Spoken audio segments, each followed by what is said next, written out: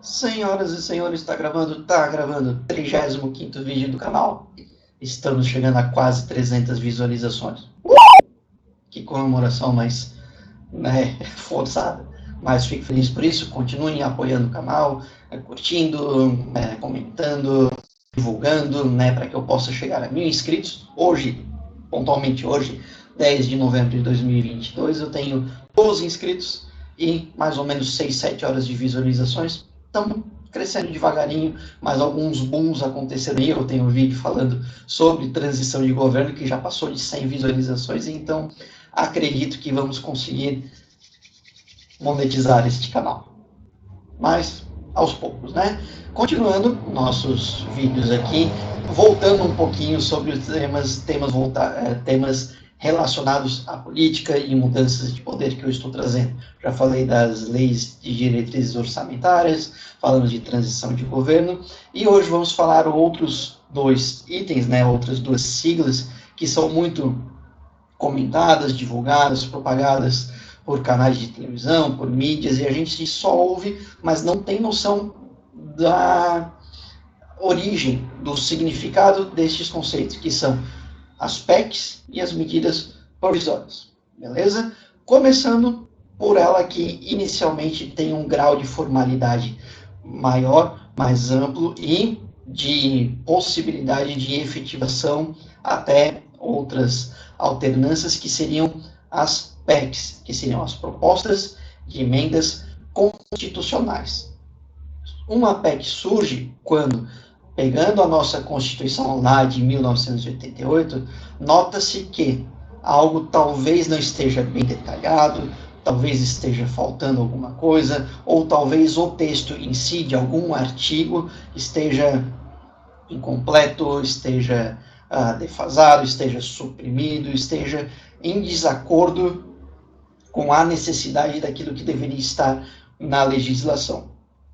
Ao invés de se criar todo um artigo novo, toda uma Constituição nova, desenvolveu-se essa ferramenta de emenda constitucional. Como o nome já diz, emenda, né? Você pega algo e acopla, você junta a uma base já existente, pode ser na Constituição inteira, então é algo que vai estar dentro de um conjunto de artigos, ou algo que vai ser incrementado em alguns artigos, ou especificamente detalhar mais algum artigo, dependendo da necessidade, dependendo do que está sendo proposto naquele artigo, né? Então, se pega um artigo, opa, pera, aqui não está legal, foi pensado de uma maneira, mas seria interessante detalhar melhor, atualizar. Então, ao invés de se criar uma Assembleia Nacional para a criação de uma nova Constituição, revisando tudo, você tem a possibilidade de uma emenda constitucional. Eu estou no site do Senado, da Câmara Legislativa, deixa eu já botar aqui certinho, para que se possa melhorar, adequar os artigos e atualizar a nossa Constituição, evitando uma nova Assembleia Nacional que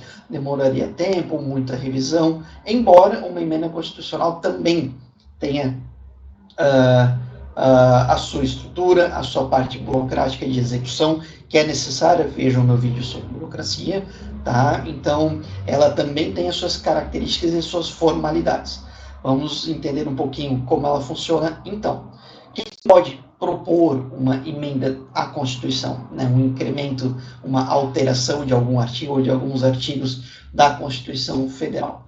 No mínimo, segundo o site politize.com.br, no mínimo 1/3 dos membros da Câmara dos Deputados ou do Senado Federal. Aqui já abre aquele parênteses que é sempre importante na hora de eleições sabermos quem estamos votando para senador, senadora, deputado, deputada. Olha a importância que tem. Eles podem fazer parte, inclusive, de alterações da nossa Constituição dentro de emendas. Tá? Então, vamos sempre lembrar disso. Não é só governo, não é só município e não é só presidência que nós temos que nos preocupar. A parte voltada para Senado e deputados e deputadas, né, na Assembleia de maneira geral, é importante que nós entendamos o que estamos fazendo, entendendo quem nós estamos votando e colocando para nos representar. O presidente, em si, por si só, na posição de hierarquia, ele pode apresentar uma proposta. Uma proposta, né? PEC é proposta de emenda constitucional, então é algo que está sendo proposto. Né? Eu estruturo alguma situação e apresento.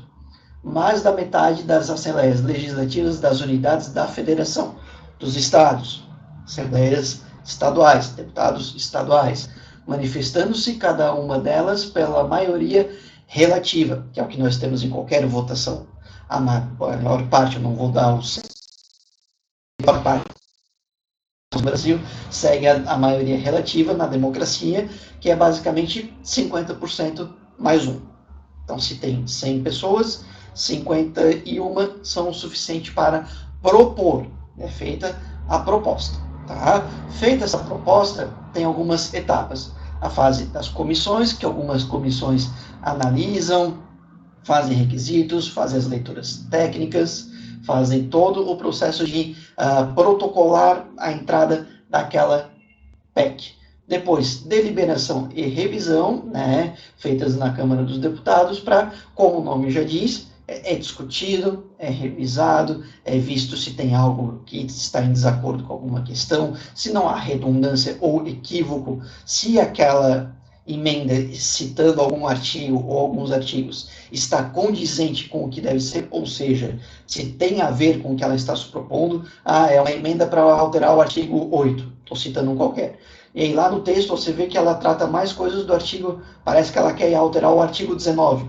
Ela não está complementando, emendando o artigo 8. Então isso é visto neste momento no debate nas câmaras, discussões, tem turnos de discussão, a democracia sendo colocada na Câmara dos Deputados. Por isso que nós vemos nos vídeos, nos canais de televisão, né, que tem vários canais, eles lá discutindo, com papéis e tudo mais, argumentando, vendo pontos fortes, pontos fracos. PECs também fazem parte desse momento. E passando nisso tudo, né, tem a parte da votação, e depois tem a promulgação e publicação. E depois de tudo isso acontecer, a PEC, se ela vier a sobreviver, como está dizendo aqui no texto, seguirá diretamente para a fase de promulgação e publicação. Isso significa que não há possibilidade de sanção nem veto do presidente em caso da emenda constitucional. Ou seja, se ela foi aprovada, chegou no momento, o presidente não tem poder de negar. Okay? Então, ela já veio e já fez a sua ação de complementar aquilo que era necessário. Aí você me pergunta, mas nós temos muitas PECs, né? Nós temos muitas alterações constitucionais. Segundo o site aqui do planalto.gov.br, a lista que eu tenho são de 125 PECs, perdão pelo barulho, 125 PECs, sendo a última do dia 14 de julho de 2022, a PEC número 125, que altera o artigo 105 para instituir no recurso especial o requisito da relevância das questões de direito federal infraconstitucional. Se você pegar lá a nossa Constituição, estou com ela aberta aqui. Hoje em dia, pelo fato de estarmos com a internet e podermos inserir links em novas abas, tem todos os arranjos, complementos, links e emendas estão citados e desenhados ali. Aí eu peguei uma aqui especificamente no artigo 62. Deixa eu ir lá no artigo 62 de novo, que trata...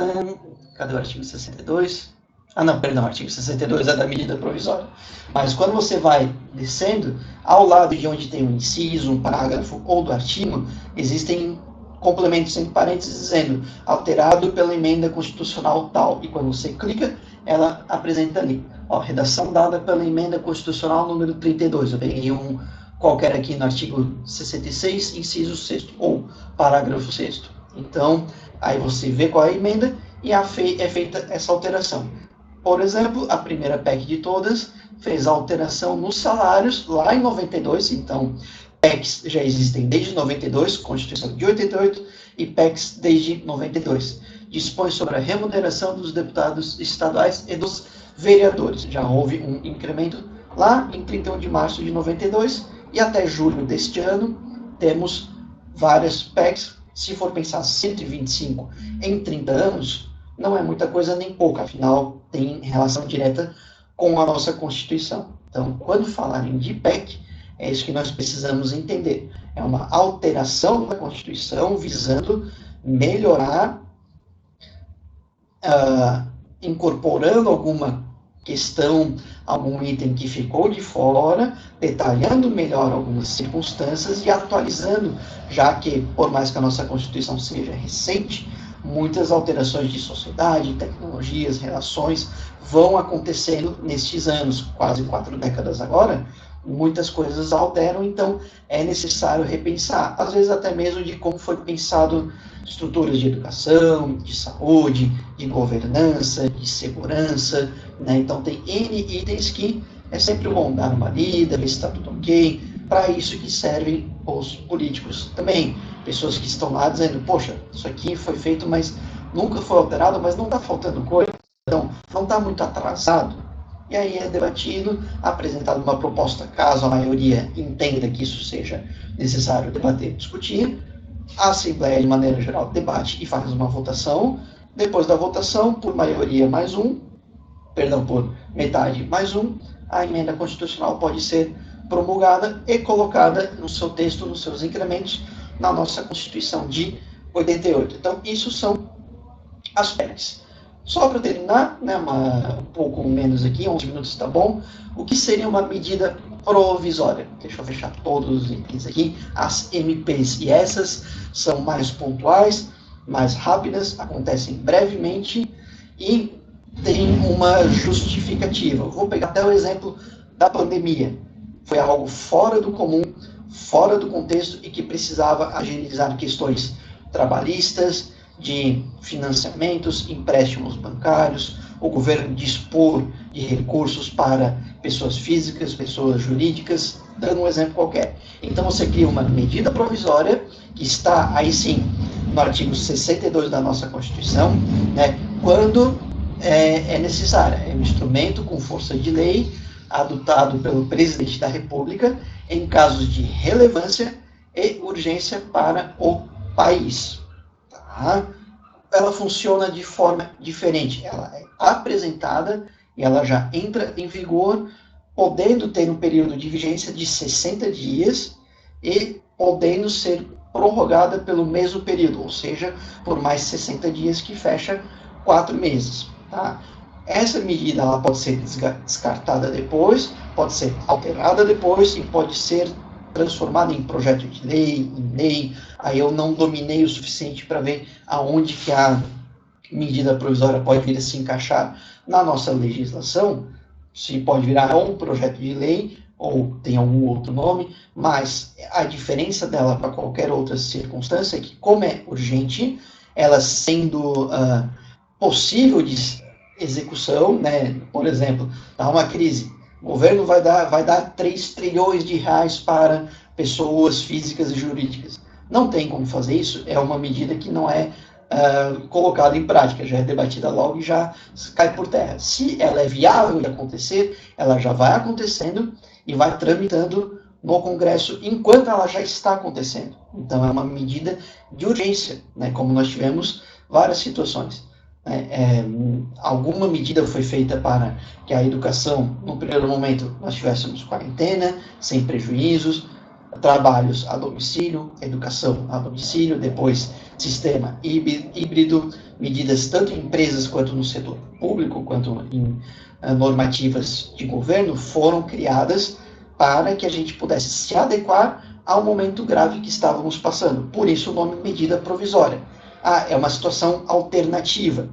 Provisoriamente vamos tomar medidas. Medida provisória. Então, pode trabalhar de casa, dá para fazer o estudo de casa, então cada instituição vai criar a sua maneira de a frequência ser considerada da mesma forma que o aluno estava na escola, então tem N aspectos que são legitimados com a medida provisória e ela é colocada em tramitação pela Câmara, pelo Congresso,